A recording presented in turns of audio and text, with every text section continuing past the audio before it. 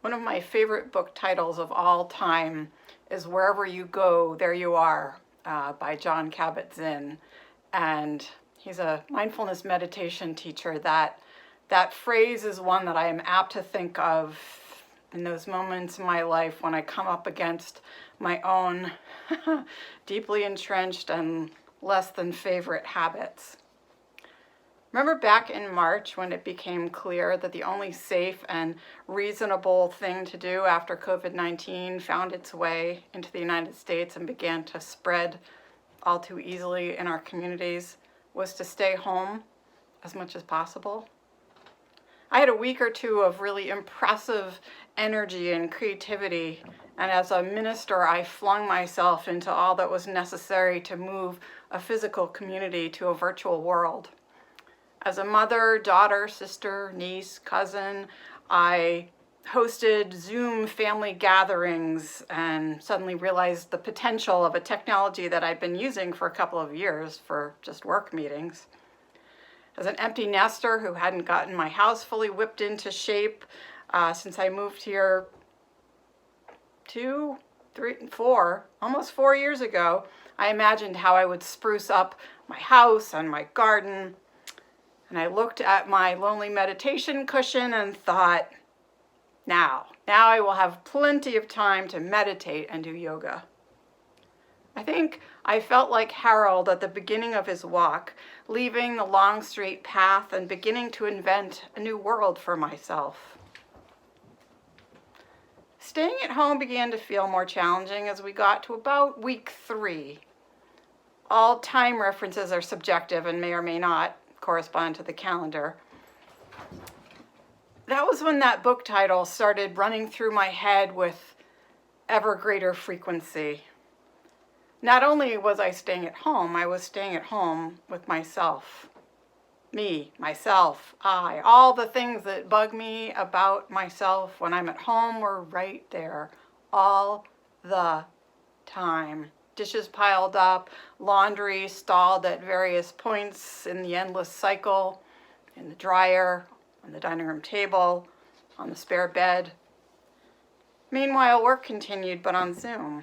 And I do love getting to see and talk to other people, but you know who else is on the screen looking back at me? Me.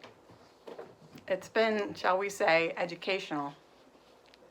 And I know for those of you who are staying at home with roommates, partners, and family members, you face variations on this theme with the added complexity of having your relationships with others magnified along with the relationship with yourself.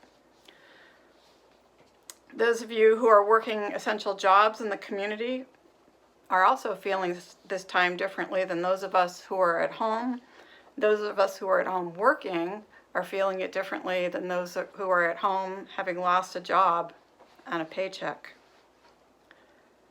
Those among us who have felt the struggle to breathe in our own chests as we battle a novel virus, those who have lost loved ones directly to COVID-19, and those who've lost loved ones without being able to say goodbye, are experiencing this time from yet another perspective.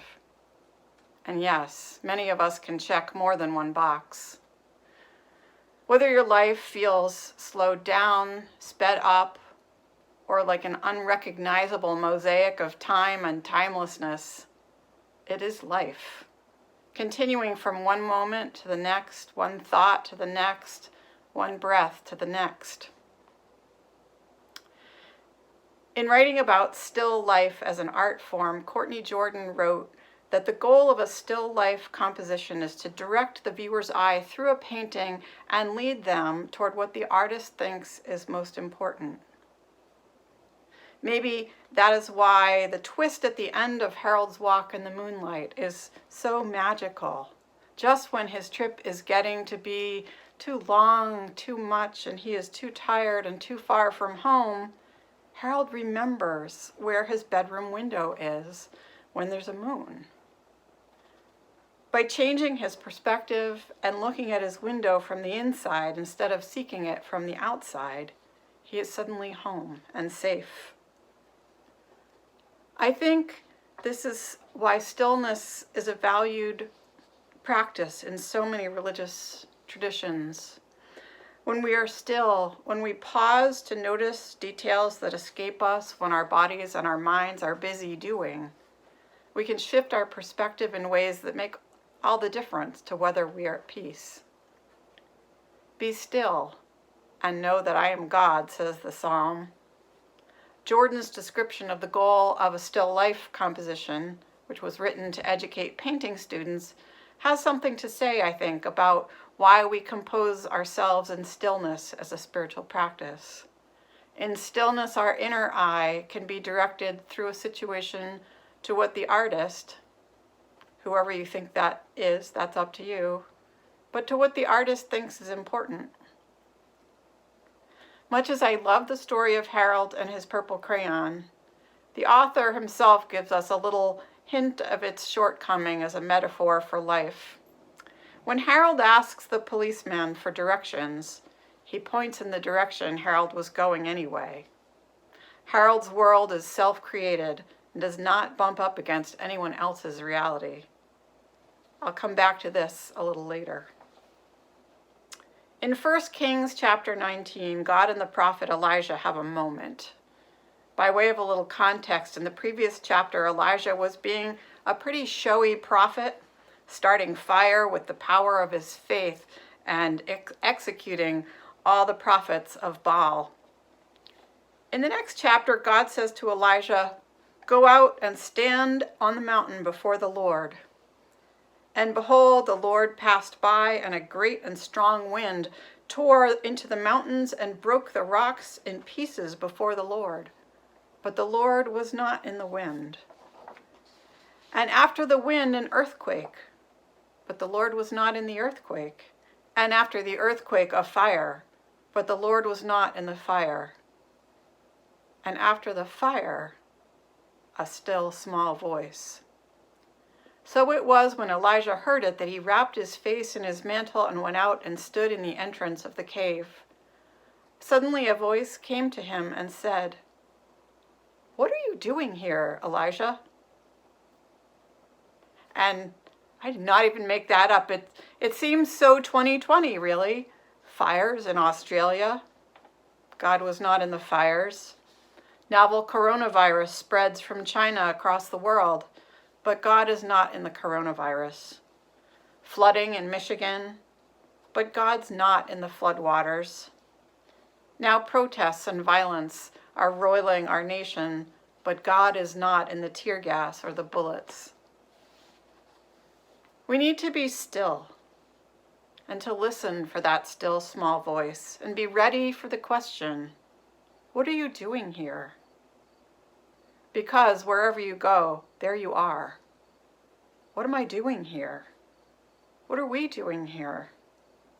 What are we doing when we ourselves can't breathe? How do we respond when it is someone else struggling for air? Most of the adults watching this morning will have seen the picture of George Floyd as he was taking his last breaths. I wept, thinking of the image of still life that I had for this service before that, and how it moved from a bowl of fruit to that image of a life stilled. What am I doing here?